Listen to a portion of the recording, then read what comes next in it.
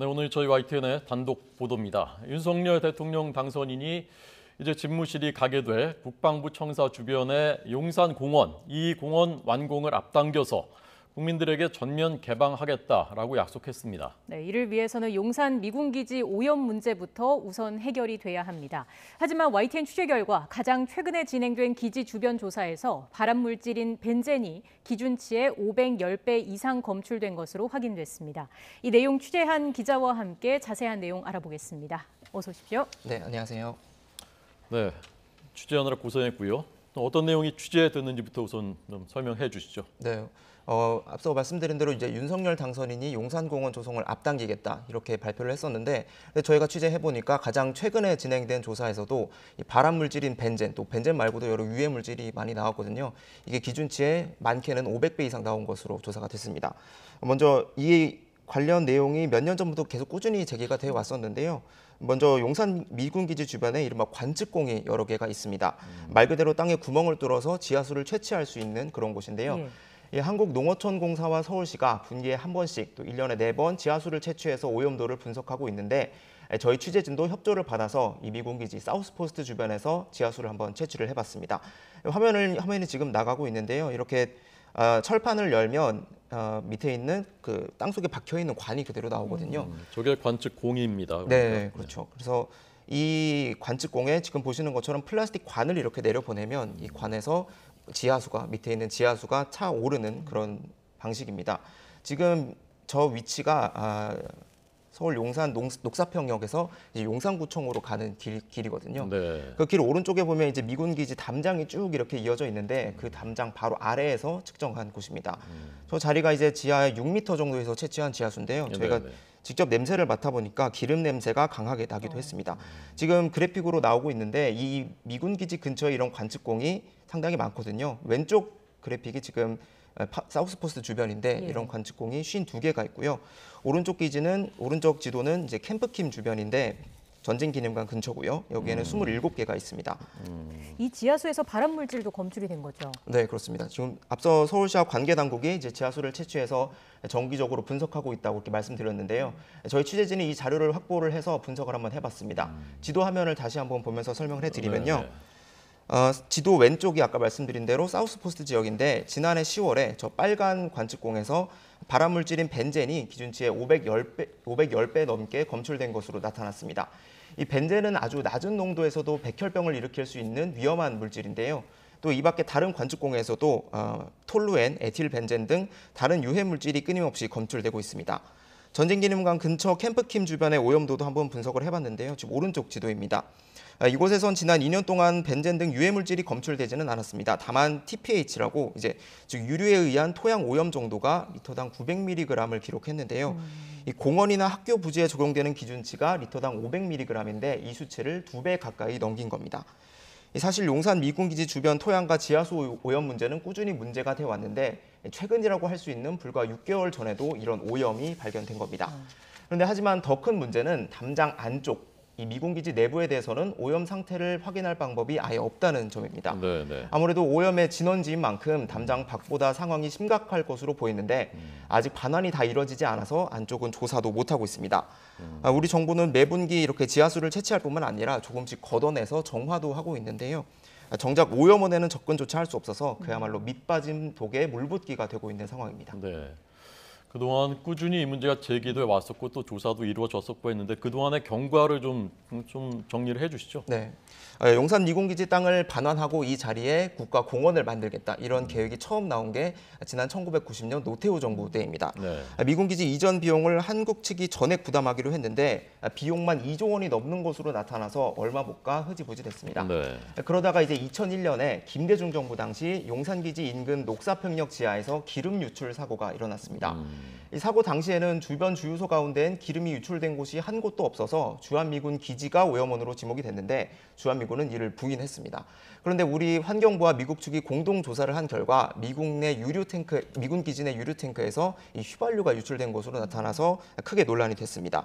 용산공원 조성 여론에는 그야말로 찬물을 끼얹은 셈이 됐죠. 그러다가 이제 이후 논의가 다시 시작된 게 노무현 정부 때인데요. 이 전시 작전권 환수 논의와 맞물리면서 공원 조성을 적극적으로 추진했고 2007년에는 용산공원 조성 특별법이 국회를 통과하기도 했습니다. 하지만 이 역시 미국의 재정난과 한반도 안보 등 여러 문제가 얽히면서 계속 미뤄져 왔습니다. 공원 조성 시점도 노무현 정부에서는 2045년까지다. 이명박 정부에서는 2027년에 된다. 이런 식으로 계속 들쭉날쭉했는데요. 결국 문재인 정부는 지난해에야 공원 조성 완료 시점을 N+7년으로 발표했습니다. 네. 이 N+7년이라는 거는 먼저 N년은 부지 반환 시점을 얘기하는데요. 이 부지 반환 시점이 아직 명확하게 정해지지 않았다는 뜻입니다.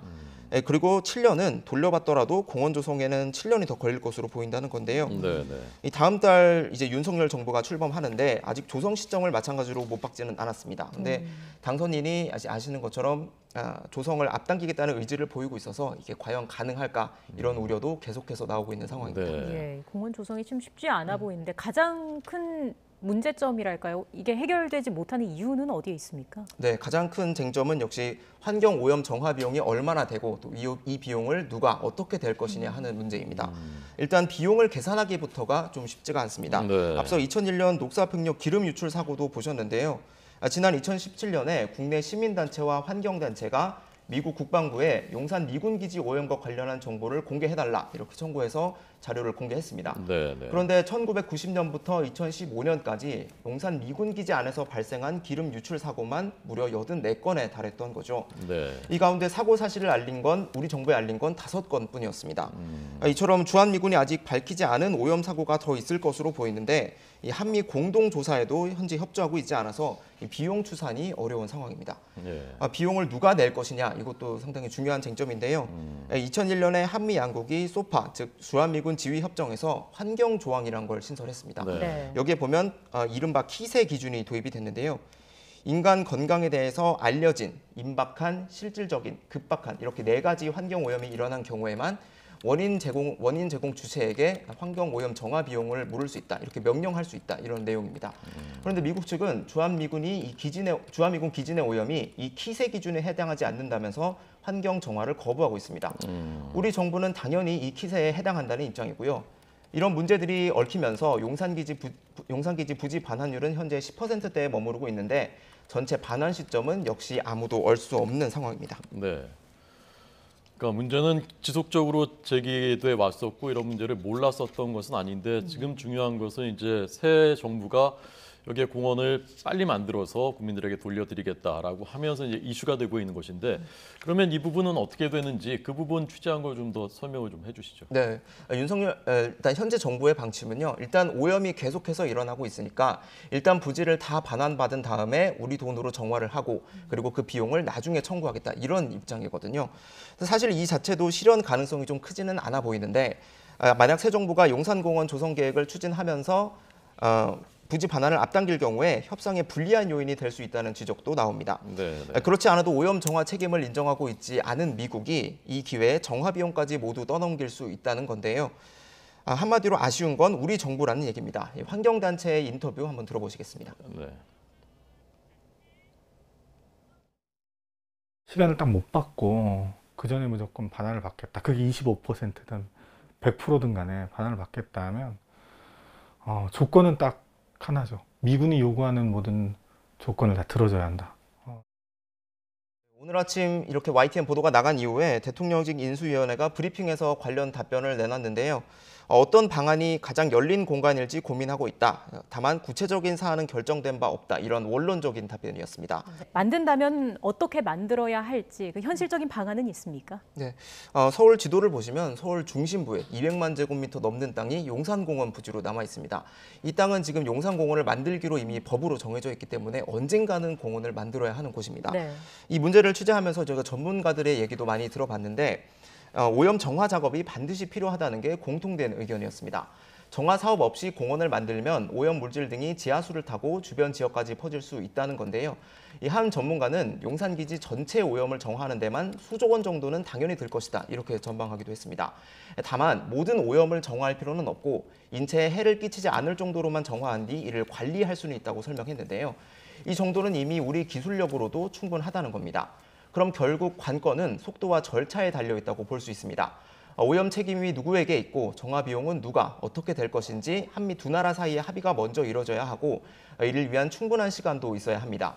새 정부 출범을 앞두고 무리하게 공원 조성을 추진하기보다는 국민 안전과 국익을 우선하는 접근이 필요하다는 지적이 계속해서 나오는 이유입니다. 네, 지금까지 사회 일부 홍민기 기자와 이야기 나눴습니다. 고맙습니다. 네, 감사합니다.